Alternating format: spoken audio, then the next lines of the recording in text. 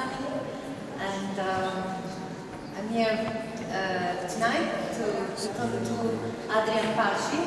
You may know him because this is not the first time he's exhibiting in Istanbul. He had something like 2 years ago, a solo show here at Istanbul Modern, presenting some of his videos. But for those who don't know him, Adrian Paci is one of the most preeminent artists of his generation. He was born in Albania, but he moved in mid-90s to Milan in Italy. And his work explores themes like conflicts, migration, cultural identity, through a wide series of media, from painting to video, from sculpture to photography, from performance to installation. And Adrian is here in these days for the inauguration of a group show at Gallery Mana, who shall deliver us from the Greeks and the Romans that I curated, and as another work in this exhibition, Neighbours, that Paolo Colombo curated. So I think later we could, I think the two exhibitions can give us an interesting concept to discuss.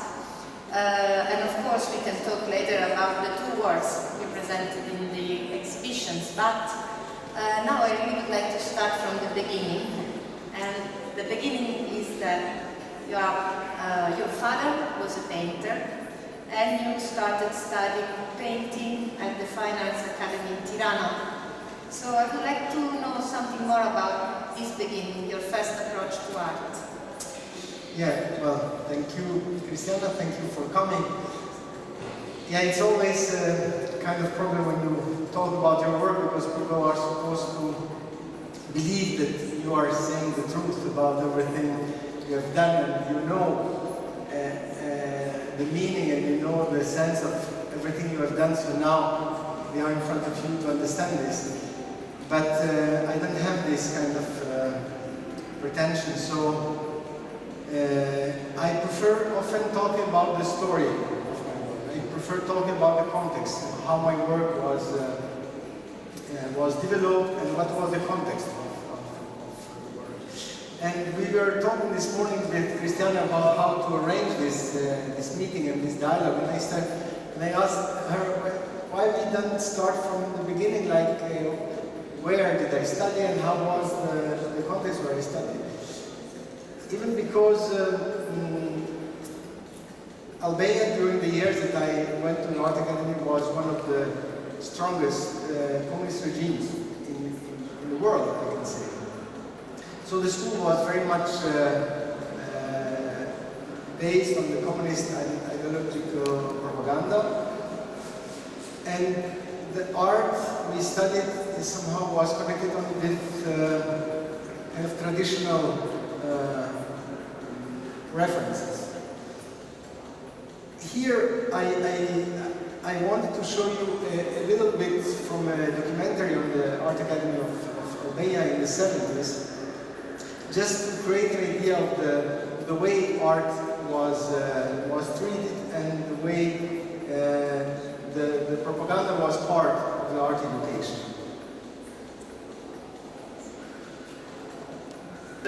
Eroi e vite del partigiano. It says that it seems like in the studio arrived the heroes of the partisan battles.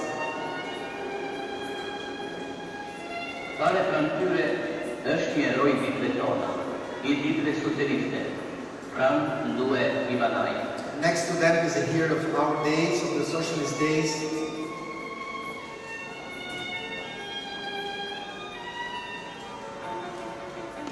Shumë puni është dashur këtij studenti, sa arritin atë përfundimtare. Ajo njoh nga afër me punën dhe jetën e erojit Fram Ivanaj, me atë të tjerërit dhe ashtu pamposhtur, eroi që shqendroi deri në momentin e vdekjes, ai e përjetësoi duke qenë gjithë një përgjuar nga vepra e tij I manjerit të pamposhtur. So the student got to know about his life and his work, and then at the end he did this sculpture.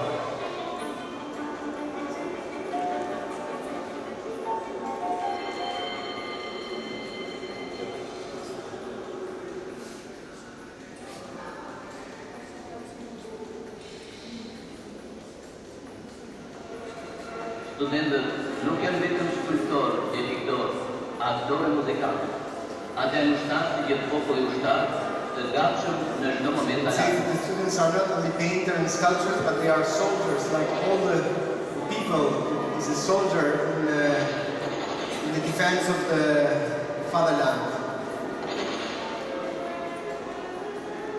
So we used to study this.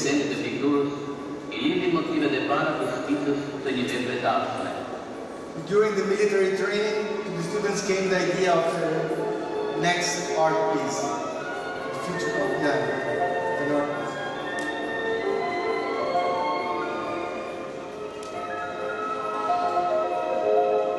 Aici, în studio, de admirare de puncte de tablonetii, cei care joacă Victoria. Then he came back to the studio and it's making the last touch to the painting that he decided to title The Victory. So here I stop. It was just to give this idea of the rhetoric of propaganda that was around art and around the art education in Albania. This was then actually in the 70s. I studied between the end of the 80s and the beginning of the 90s, so the situation was a little bit different when I studied art, but still the regime was there, so the limits in the freedom of expression and freedom of considering art as a vehicle of personal expression was very, very strong. Limited. But then after that you came to Italy, not for stay there, but to study there. Yeah, I went to Italy in '92. I went to Italy with the scholarship, and actually one of the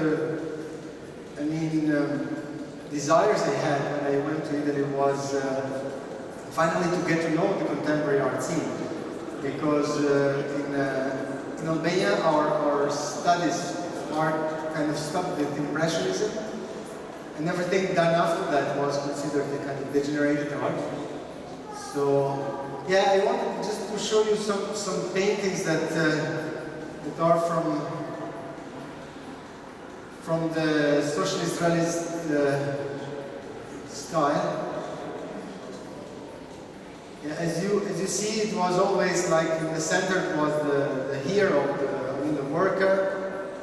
It has to be very optimistic. It has to be very proud, very strong. So the women were like, yeah, and I wanted to show you this photograph because actually the little boy there, it's me. It was done for an anniversary of Albanian army, and it was done with this idea that in Albania not only the soldiers are there to protect the country, but because it was always this idea that we are surrounded by enemies and we should protect them. But even everybody, even the children, the old people, the women, so it was like taken as an example to represent the Albanian childhood with the gun. But then, of course, things went quite differently in Albania because that regime collapsed, and the hero that the regime was promoting was not anymore there to present himself like quite secure about the position, but the whole Albania entered in this situation of collapse, and everybody wanted to escape. So here I just show you some images from these moments when many Albanians were like stealing boats and escaping to Italy.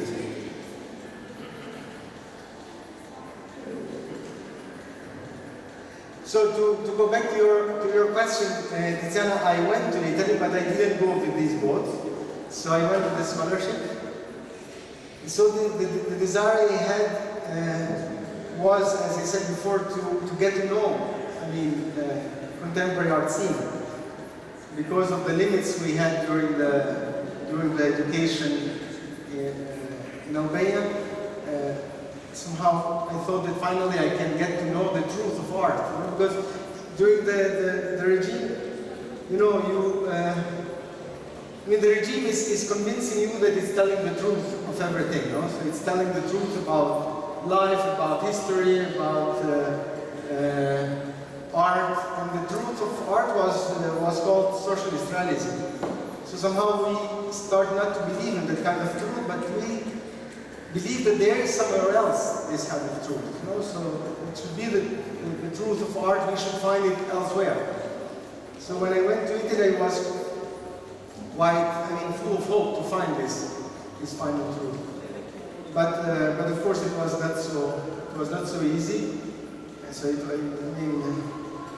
in the 90s, the art scene was dominated by postmodernism and by kind of confusion and this idea of that everything can be art, everybody can be an artist. For me was very confusing. So.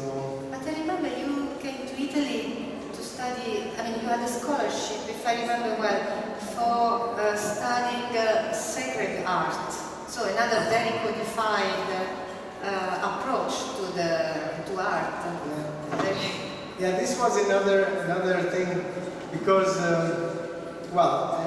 Albania was, among the other things, Albania was the only one totally atheist country in the world. So we had the religion forbidden by constitution. Not only, we couldn't have like mosques or churches or like priests or things around, but even the family, it was forbidden to make like religious propaganda. So yeah, religious education was considered religious propaganda actually. So with the collapse of the regime, things changed. So they arrived some scholarships in Albania, and among them it was this scholarship for studying art and liturgy. So yeah, somehow I got to get this scholarship and went to Milano to study that. But this was for me a way to go to Italy and to have a scholarship, and I was not so much focused on religious art. Even I have to say that during the art education in the school, so when we were practicing this socialist realistic style, but we could study the art history. I can say that the paintings of Giotto or Piero della Francesca or Dato Angelico or Masaccio were very inspiring for us because somehow they were classical, but at the same time they had this metaphysical or spiritual thing inside that it was not present in the art of socialist realism. But then after that, the first work you did, we can call it the first work anyway, the first which was exhibited in an international or in a contemporary art context, was not a painting actually, it was a video, Albanian Stories. And how did this shifting happen? Well, as I said, I was trying to figure out, to understand the contemporary art scene. I was trying to understand, what the contemporary language should be, and how I could deal with that. But of course, I had no models. I couldn't find models, and I found that it was a big gap between not only between what I studied, but even between what I desired to do when I finished art academy. So I was doing at that time a kind of abstract painting. In this work here, actually, there are some paintings of mine inside. that there are some abstract painting that I was doing in the 90s.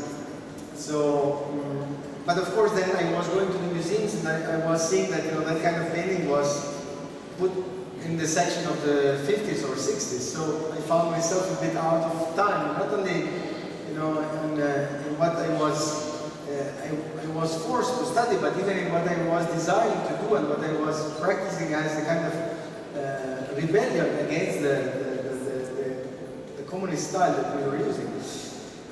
So in this kind of going around and wondering to find a way of expression that would put me in the position of somehow contemporary artist, I felt that I failed. You know? But then I moved to Albania, and then in '97 it was this another very bad year. Albania entered in a moment of total collapse again. So we moved again in Italy in '97, and then one day I heard my daughter telling some stories to her toys. And in these stories she was putting together her desire to invent stories, to have fun, to play around with her memories of this kind of war, of this kind of riots that we experienced in Albania in '97.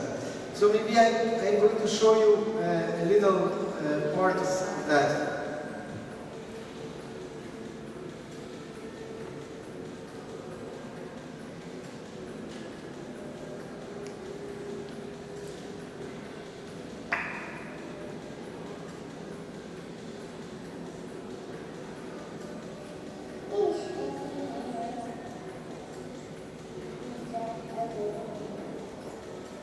More sound for them.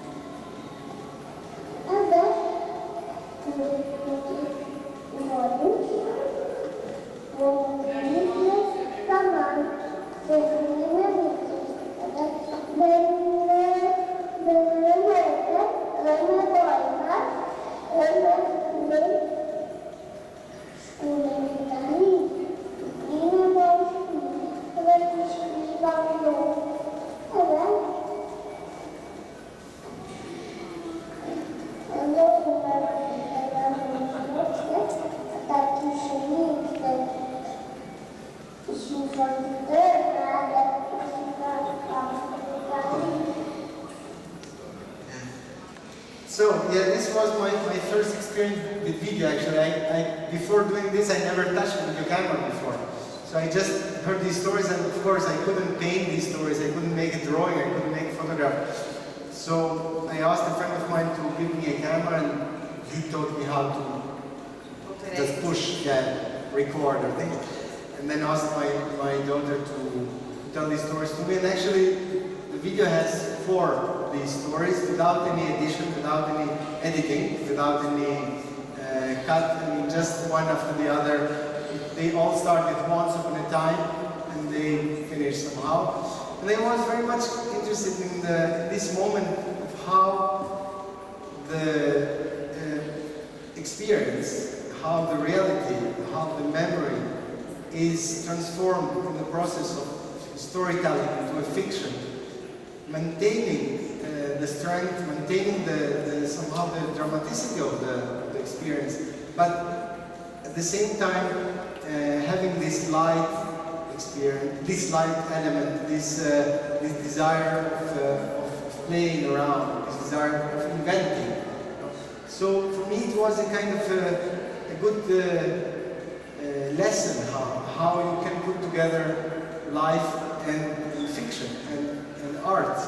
So this video became very, very important for me, not only because, as you said, I started showing this video, people started inviting me to this video, but somehow it changed my attitude from being an artist that wants to find a style, that wants to find a form that is considered contemporary or not, to an artist that is more or less like paying attention to what is happening around and even very close to him, and trying to deal with this experience and trying to transform it in a way of expressions. This understanding of a sort of new focus in your artist practice affected also the way in which you were painting, because I remember in the last few days someone asking you, but are you still a painter? Because of course many people know your videos and your installations, but you never gave up painting, no? But this, so it becomes... It was a moment that I kind of stopped a little bit painting. But this experience with video and this experience, especially with this, because then I did some other videos very much based on this kind of close experience of mine. And they were all very simple. As you see, even the video that I'm showing here in this exhibition, Victoria is a very simple video done with a very simple and small video camera. More or less like documenting. I was not using the tool to show any kind of ability of mine in using the tool, but I was using the tool because I needed it. So this use of the tool that I was not trained to use helped a lot the way I was then dealing with painting, because the painting that I was doing then after that became more light, a bit more direct, a bit so less focused on itself. So I can show you here a series of paintings I did watching actually a VHS tape. And so when we moved to Italy, I brought a tape of my wedding, and I used to watch it, and all the time I was playing with the remote control and putting it back and forth and pause and play, and finding these frames that I very much liked, even for their kind of painterly feeling. And then I decided to paint these frames with watercolors and paper. So they are kind of small. Half of what we see right now.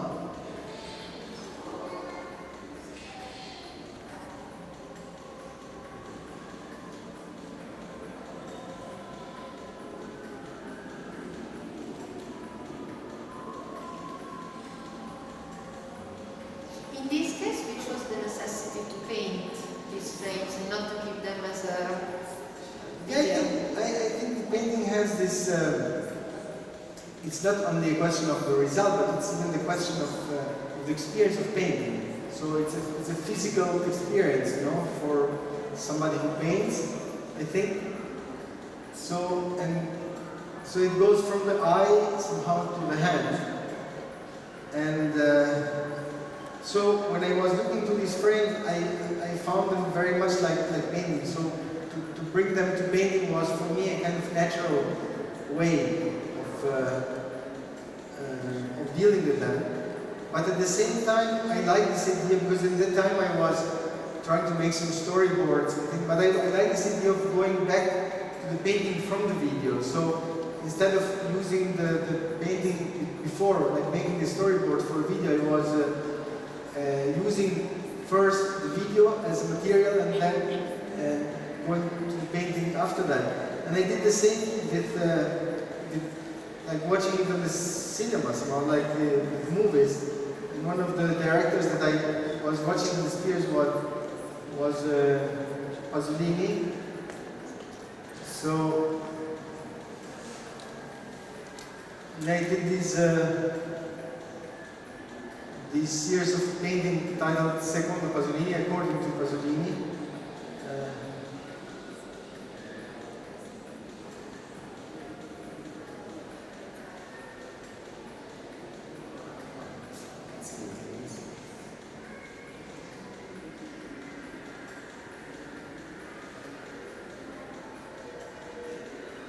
And of course, I mean, Pasolini was a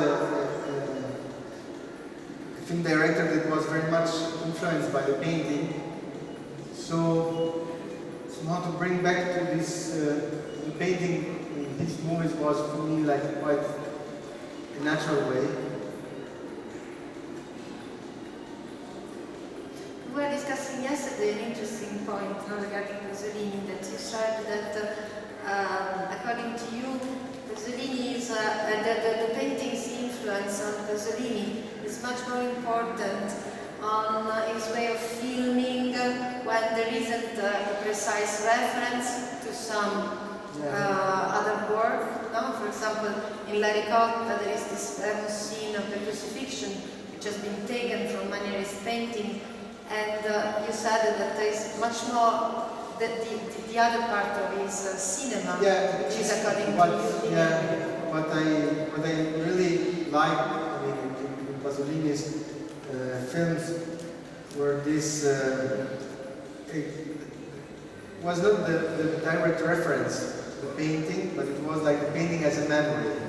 So as a memory that it's affecting the way he looks at the reality, and the fact that he's using this memory to look at the very somehow to his reality, to his world, I mean, to his people, to the faces of the people that were around him. So the fact that he was using often not professional actors, for example, for his films, so it means that he wanted to bring the reality to his films. But at the same time, the reality was always affected, the way he looked at the reality was very much affected by this memory of the paintings coming, I mean, from his meetings with, painters from the Italian Renaissance.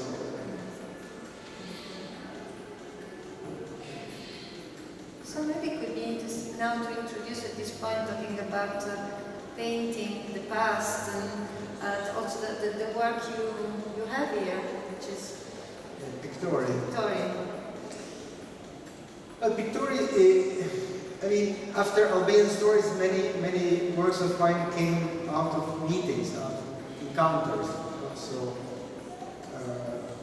even Pasolini was for me an encounter. So it was like meeting Pasolini and using the painting, to reflect this encounter. But Pictorial had this story because I mean, after the collapse of communism in Albania, everybody wanted to have a private activity. Private activity was totally forbidden before, and people wanted somehow to survive because the state collapsed and the private activity before was not developed, so people had to start from the very beginning. So they started building everywhere like kiosks. So they call them kiosks, but they were basically huts, more or less like this, and having different kind of activities inside of these constructions.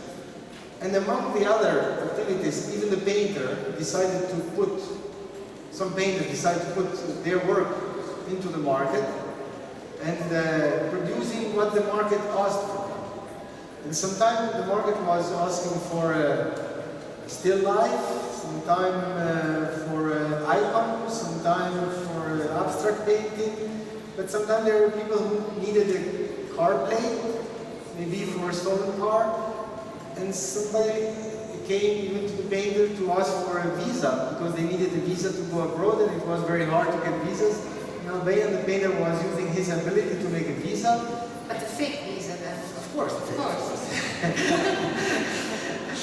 The embassy of the painters.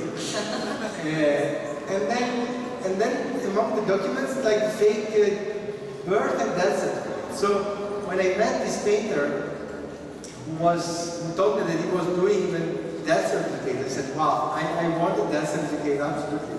And then I was thinking about his practice that he studied, in art academy, and he studied like traditional art, like Leonardo, Michelangelo, and then was ending up to use his skill to make a fake death certificate. But then how it worked in the frame of the conceptual art, all this, in the frame of all the theories about the death of art, the death of the author, the death of the artist.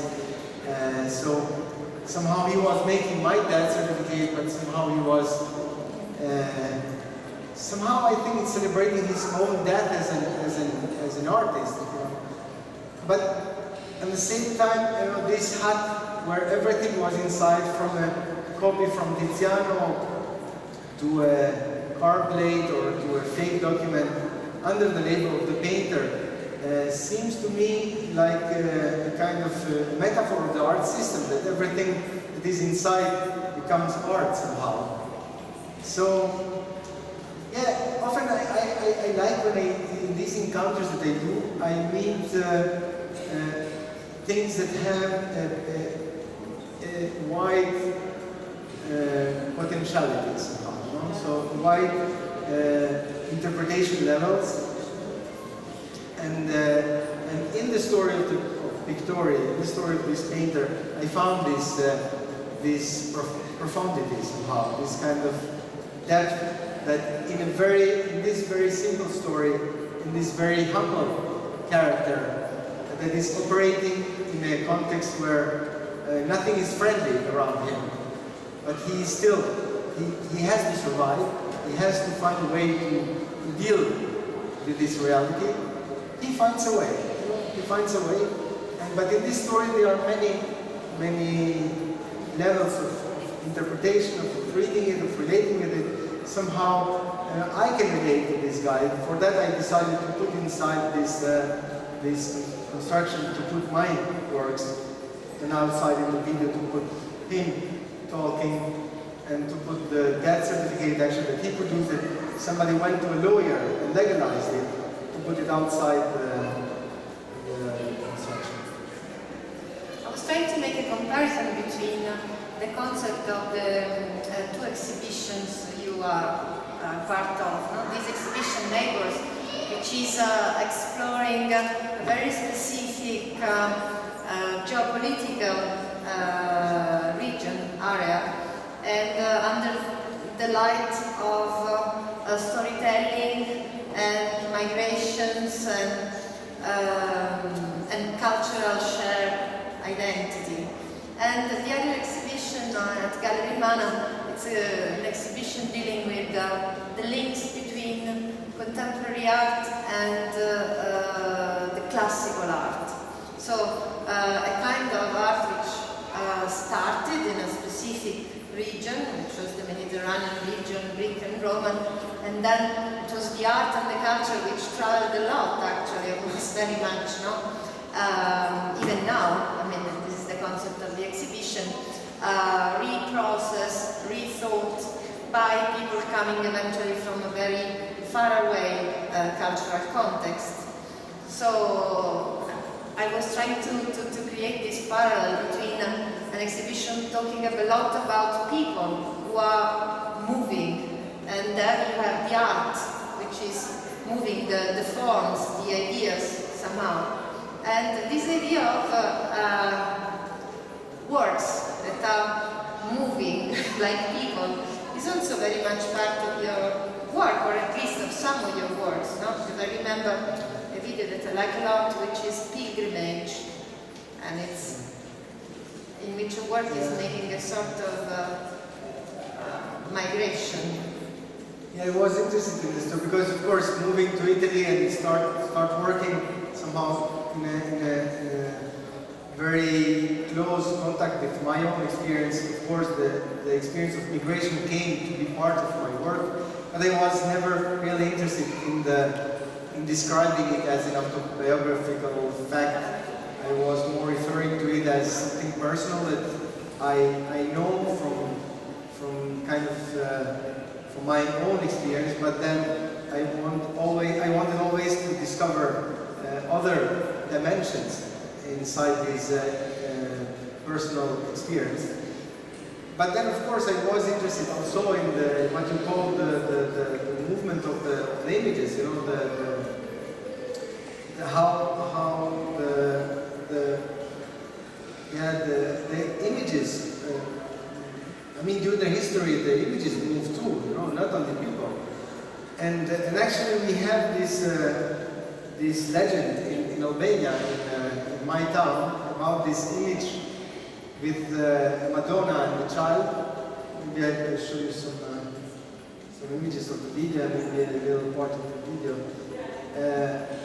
That tells that when Albania was occupied by Turks in the 15th century, it was this image in a church who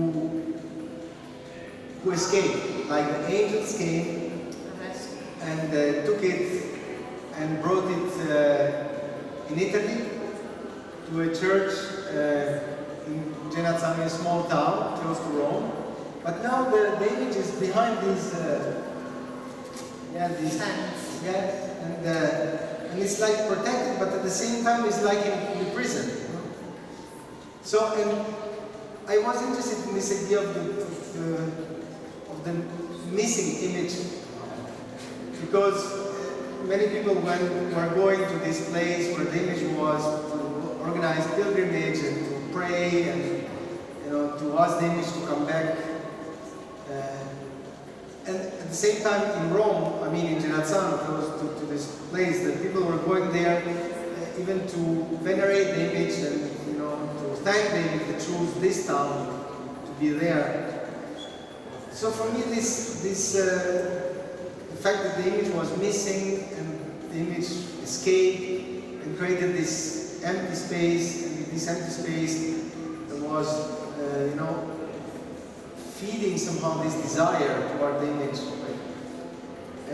was something that interested me. So first I thought, okay, I would like to steal the image and bring it back to Albania, but since I'm not very good in stealing, I thought, I was thinking about what does it mean, to be an image today, So how, is the image the object, or what is the image? So thinking about that, I thought that I could go to Rome and I can steal the image through filming it. And then I organized in Albania a kind of call with that announced the arrival of the image. So people came to see in the same place where the image was before, came to see the image. Yeah, and then I was filming people, and then I went to Rome again, to the place where the image is, and I put a screen in front of the altar, in front of the image, and I was showing the image of the people to the image of Madonna. Yeah, so maybe I can show you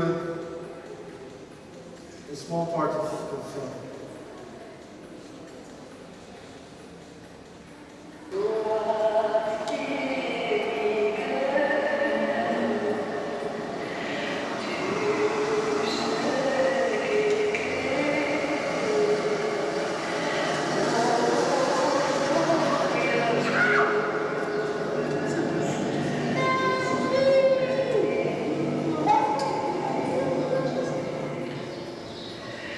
You are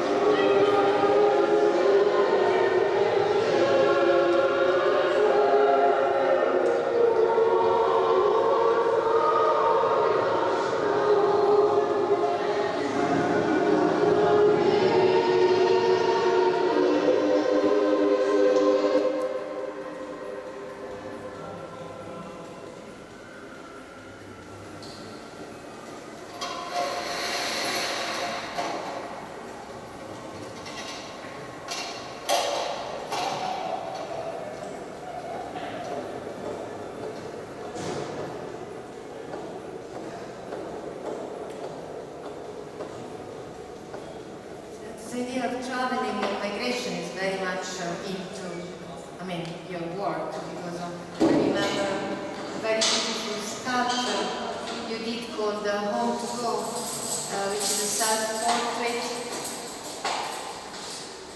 bearing on your shoulders the roof of a house, this idea.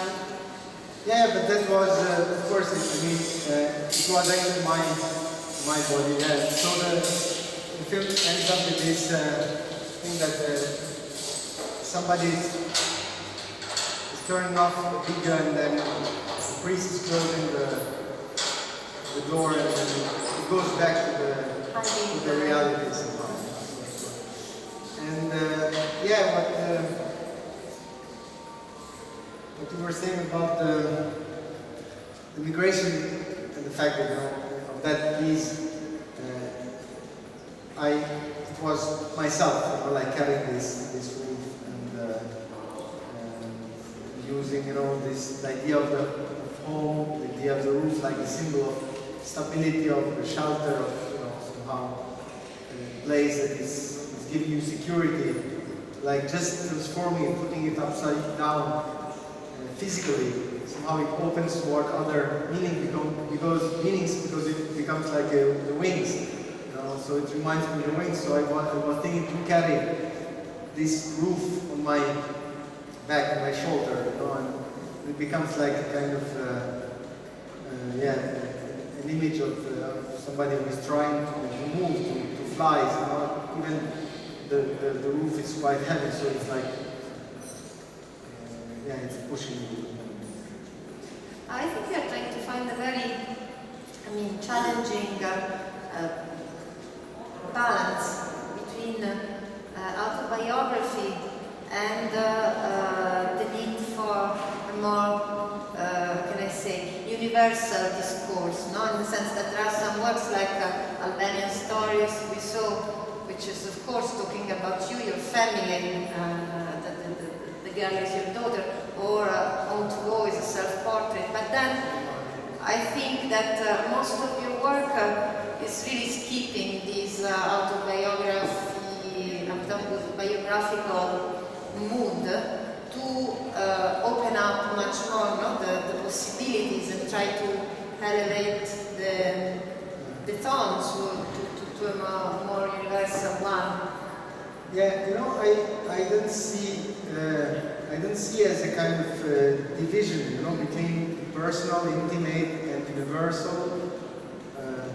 I see it more as a possibility that even in a very personal way, in a very detailed elements of your own experience or the experience of people that you know very well, you can find universal and wider questions. So it's more like discovering the potentiality of things, and sometimes they can be very close to you.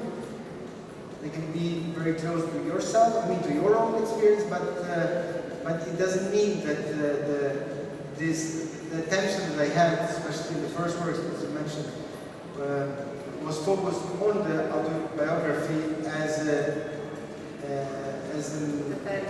final goal, you know, somehow. So it was more like a way to deal with things in a personal way. Even maybe because I was coming from this ideological background, and the idea of the universal truth was a bit scary to me. It was scary to me. But I did, for example, I'm showing here just some frame. I did a film that somehow was different from what I was doing before, because it was using another context. So I did it in England. It was not using like themes like often people connected me with, like immigration or this talking about Albania, or I mean these things that were somehow, because often it happens that I mean the people associate you with some things and then they kind of label you, and then I hate that. So I wanted to do a work kind of to escape that. So I'm just showing you these frames from this film titled Perspekulum. It's again like a pilgrimage. This is, even here it's dealing with the idea of the image, you know, what is an image, because in the beginning we see these portraits of these kids, but then the camera is moving back, and then you understand that what you are looking at, it's not them, but it's a reflection of them in the mirror. So it's this mirror put in this landscape, and then one of the children is crashing the mirror, and then with the pieces of mirror they climb a tree and start playing with the mirrors, and then the whole tree becomes like Animated. Yeah, animated with light. So it's kind of, yeah, first you see the crash of the image, and then it's like a redemption somehow of the image in this final moment.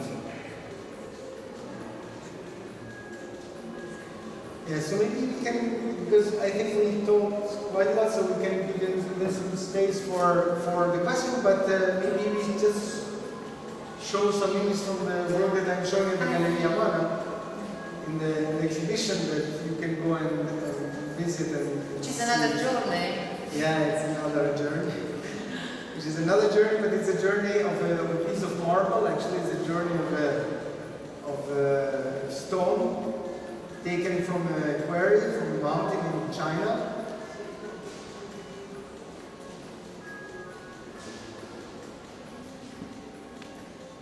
And then, so it's brought to a boat, and then start this trip. We don't know where this boat is going, but we see that there are some workers on the boat, and they start measuring it, they start cutting it. So most part of the video is done from this destruction of the stone. So the stone is losing parts of it.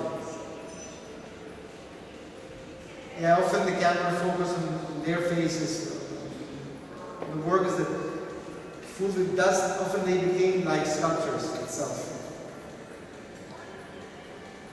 And then we see that, you know, this piece of stone is taking shape somehow, but we don't really understand what is the shape. But it's the same shape that only in the end we see that what they produce is a classical column. And then the journey is still continuing, so we don't understand, we don't know where the destination is in the video. It makes me thinking for its line position, no? To what you were saying at the beginning about the heroes in the social realism. And they were standing, no, in a strong position, and here the column is lying down like in a ruin. In Rome we are very much accustomed to columns which are lying down, no? But it's a sign of the destruction of time. And so... Yeah, absolutely. I mean, even the column itself is a symbol of stability, a symbol of powers. We usually put columns, you know, in the palaces or in the temples. And with its own erection, somehow it's a symbol of this kind of power. But I'm not that much interested in the idea of power, so I'm all the time like, trying to question power. So even in this video, you know, I couldn't leave it otherwise, but just like lying down and in this state of impotence, but at the same time, I feel that it's more like potential in this state than, you know, just when it finds the stability, it finds an erection moment, you know, and it's there forever. But in this way, the column is like still moving somehow. You know? So it's already like ready for another trip, you know, for another journey. It would be interesting to know if there are some questions. I think, thank you for this very nice journey of your whole career. You've obviously come a very long way from the first film, where you were just making home video, and you didn't know, you said you didn't know how to use a camera at the beginning. Can you talk about your role as a director in this last film, which is obviously a much more complex production, and I read in the credits that somebody else is behind the camera, and it's a very formal, rigid, big production in a foreign country where you need to have a lot of assistance and logistics, and you can see the complexity of the project. But it's also a very beautifully cinematographic masterpiece. Can you talk about what is your job on set? Are you scripting this, or are you directing the shoots, or are you leaving it up to others? Yeah, somehow I'm doing that. You know, and somehow the fact that I studied painting and I studied composition, so I had this kind of classical background in Albania, even when I was not using video, but I was using a lot of, you know, these tools that help you to frame the reality in a certain way, you know, or to see it, you know, from a certain perspective. And the story of the column, when I heard this, I heard the story of this. I mean, that they do exist these factory boats that they produce things during the trip, and somebody was referring to this about these factory boats as factories who produce marble sculpture. But actually, I never found real factory boats that produce marble, so I had to commission something for this book. But I always wanted to avoid making a documentary.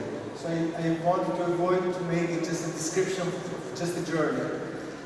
Because when I heard this story, something very visionary came to my mind, you know, so this piece of stone carved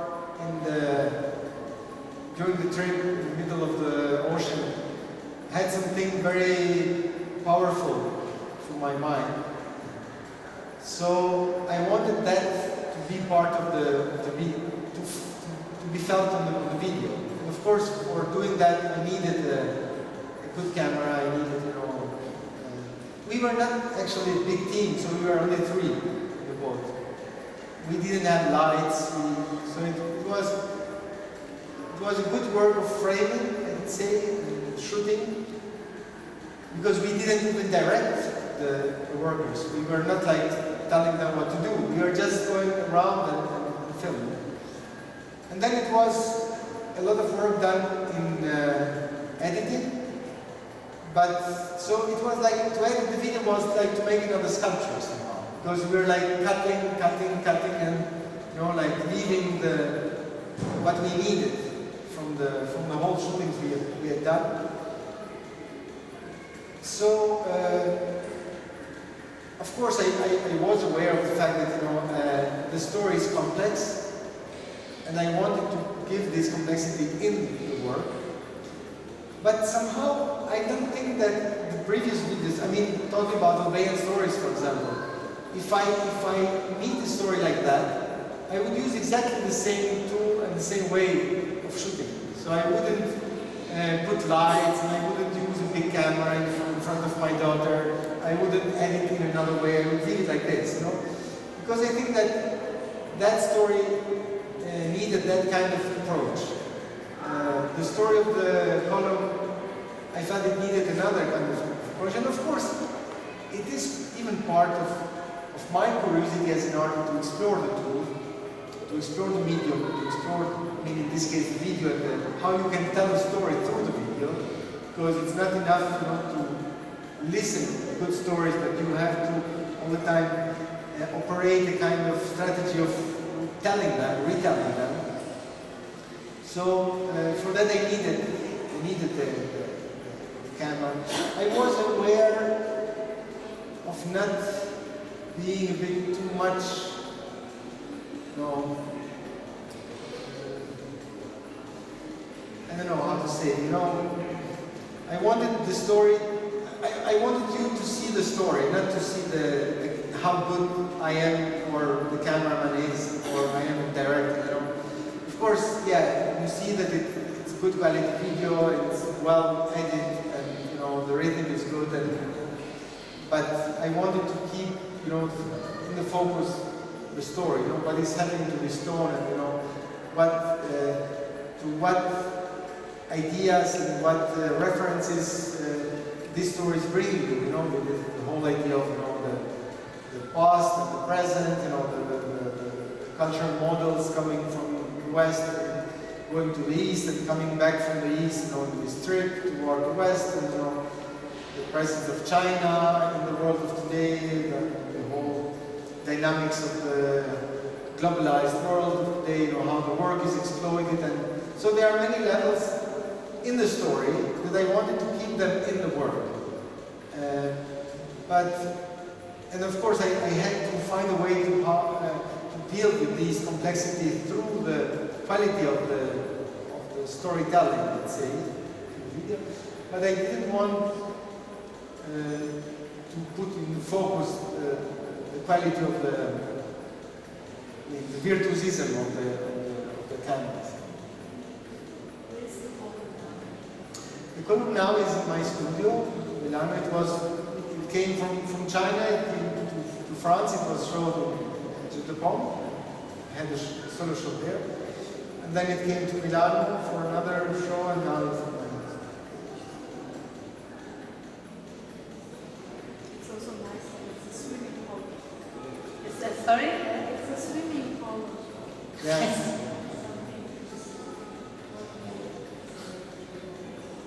It's definitely a traveling column, because after the long journey, it's still going around. Yeah, that's true, and because often people ask me, what are your ideas behind the work, and I say it's not that much my ideas that I want to put, but it's like when you discover something in a story and you start imagining things, and you think, well, the mountain, the stone, the water, the ship. So they are all elements that when you put them together, they generate ideas.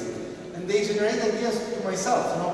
When I am in front of the image of a piece of stone in the middle of a boat, in the middle of the ocean. I think something is happening here, and I want to explore what's happening. It's not that I have a clear idea that I want to just to tell it to the others, but I want to explore this idea. So I make a work more to explore the ideas that are coming out of the stories, more than just making a work to, you know, make a statement or tell the others what to think.